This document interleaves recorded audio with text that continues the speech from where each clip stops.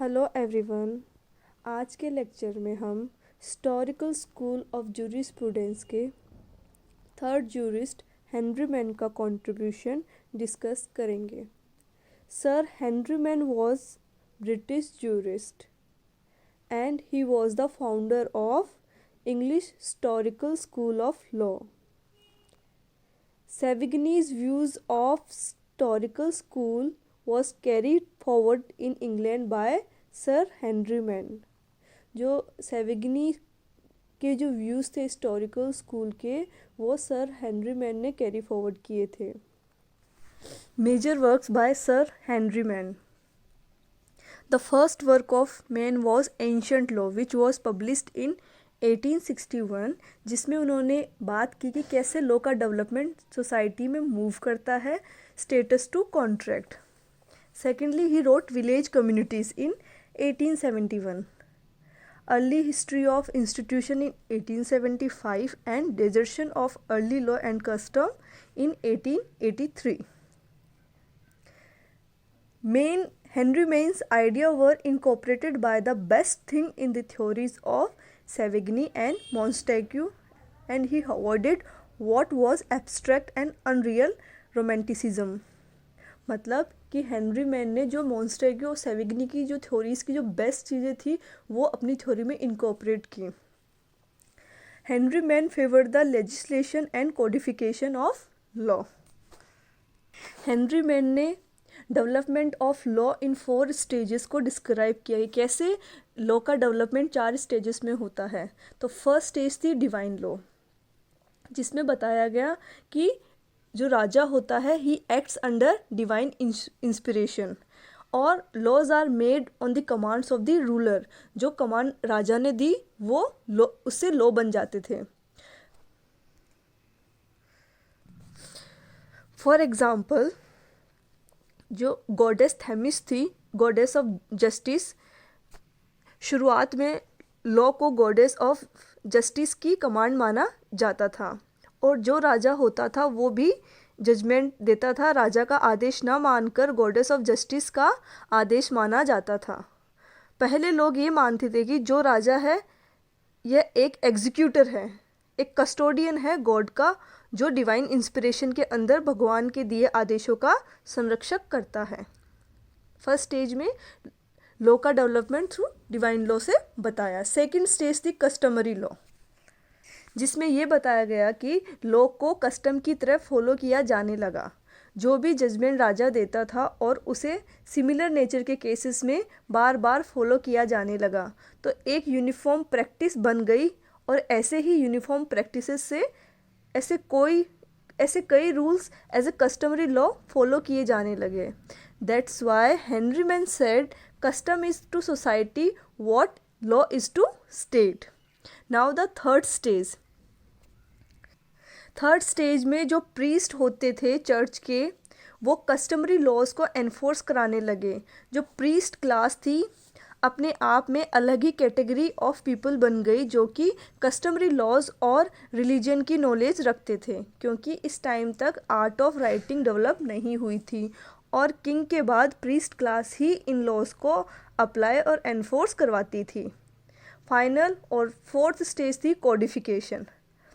अब कोडिफिकेशन में art of writing develop हुई, तो फोर्थ स्टेज में आर्ट ऑफ राइटिंग डेवलप हुई तो लॉज को मेमोराइज करने की बजाय लॉज को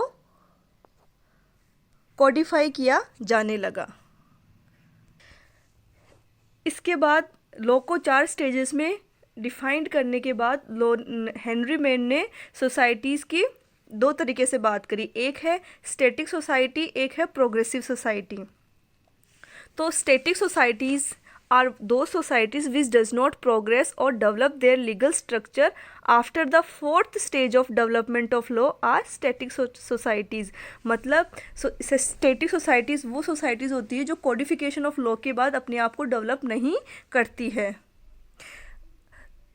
which means static societies don't progress beyond the era of codes। Second है progressive society। Societies which go on progressing after the 4th stage of development of law are progressive societies. Progressive societies वो societies होती है कि जो fourth जो stage development की जो fourth stage होती है उसके बाद भी कोडिफिकेशन ऑफ लॉ के बाद भी अपने आप को डेवलप करती रहती है, वो होती है progressive societies. They develop their laws with the help of these instrument. अब कौन कौन से इंस्ट्रूमेंट से लॉ को डेवलप करती है? हमने अब तक पढ़ा कि हेनरी मैन ने बताया कि लॉ के डेवलपमेंट की 4 स्टेजेस होती है। फर्स्ट स्टेज में उन्होंने डिवाइन लॉ की बात करी, सेकंड स्टेज में उन्होंने कस्टमरी लॉ की बात करी, थर्ड स्टेज में उन्होंने प्रीस्ट क्लास की बात करी, फोर्थ में कोडिफिकेशन की बात करी। तो बोला कि ये 4 स्टेजेस होती है लॉ के डेवलपमेंट की। तो स्टैटिक सोसाइटी वो सोसाइटी हो गई जो ये 4 डेवलपमेंट रखती है, इसके बाद लॉ का कोई डेवलपमेंट नहीं होता उस सोसाइटी के अंदर, तो वो तो हो गई स्टैटिक सोसाइटी। अब है प्रोग्रेसिव सोसाइटी। प्रोग्रेसिव सोसाइटी वो होती है जिनमें इन 4 स्टेजेस के बाद भी लॉ में डेवलपमेंट होता रहता है। अब किसके थ्रू वो डेवलपमेंट होता है? हेनरी मैन ने वो चारों इंस्ट्रूमेंट भी डिस्कस किए हैं। तो पहला है लीगल फिक्शन। तो legal fiction changes the law according to the needs of the society without making any change in the letter of the law. Legal fiction harmonises the legal order but made the law difficult to understand.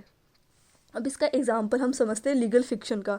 Legal fiction में क्या बताया गया है कि law change होता है according to the needs of the society. तो अब हम इसका एग्जांपल लेते हैं। जैसे मान लीजिए कंपनी है, तो जो कंपनी लॉ है इसमें जो कंपनी होती है इसको अपने आप में एक पर्सन माना गया है, इसको एक लीगल एंटिटी मानी गई है, which means it can be sue and should.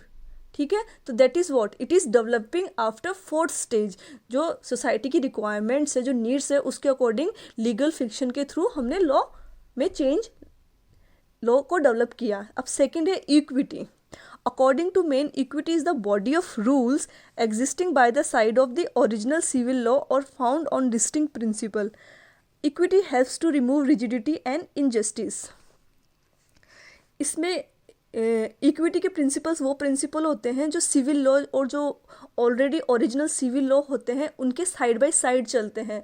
When it is found to the court that something is very rigid और अनरीजनेबल, तो on the basis of principle of equity that thing can be made some reasonable. तो equity का जो principal है, जो कोई भी चीज़ rigid होती है या फिर जो इनजस्टिस होती है, जो इन एलिमेंट्स को हटाता है।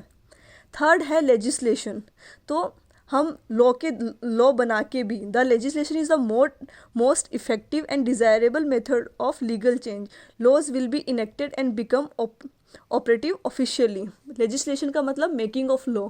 तो हम लॉ बना के भी, नए लॉज बना के भी हम लॉ को डेवलप कर सकते हैं। तो प्रोग्रेसिव सोसाइटीज़ में आफ्टर फोर्थ स्टेज कैसे लॉ डेवलप होता है? Through legal fiction. तो according to the needs of the society law will change. Equity, अगर कोई लॉ ओरिजिनल लॉ है जो रिजिड है और अनरीजनेबल है, जिससे इनजस्टिस हो रही है, so while applying the principle of equity we can remove that injustice और रिजिडिटी। थर्ड है legislation. By enacting new laws we can develop the law. So that's all for today. Thank you.